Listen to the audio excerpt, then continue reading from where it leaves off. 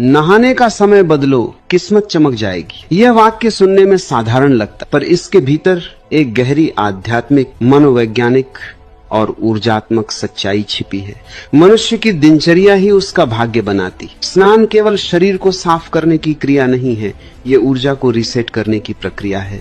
तुमने देखा होगा कि जब तुम देर से उठकर जल्दी जल्दी नहाते हो, मन भारी रहता है, सोच उलझी रहती है और दिन भी वैसा ही उलझा हुआ बीतता है। लेकिन जब तुम ब्रह्म मुहूर्त या सुबह जल्दी स्नान करते हो तो शरीर हल्का लगता है, मन साफ लगता है और भीतर एक अनजानी ताजगी पैदा होती है। यह कोई अंधविश्वास नहीं है, यह प्रकृति का नियम है।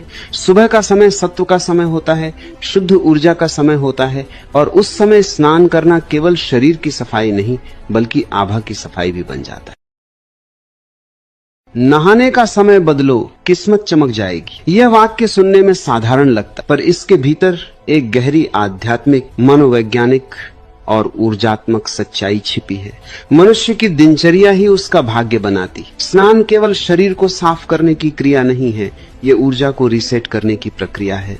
तुमने देखा होगा कि जब तुम देर से उठकर जल्दी जल्दी नहाते हो, मन भारी रहता है, सोच उलझी रहती है और दिन भी वैसा ही उलझा हुआ बीतता है। लेकिन जब तुम ब्रह्म मुहूर्त या सुबह जल्दी स्नान करते हो तो शरीर हल्का लगता है, मन साफ लगता है और भीतर एक अनजानी ताजगी पैदा होती है। यह कोई अंधविश्वास नहीं है, यह प्रकृति का नियम है।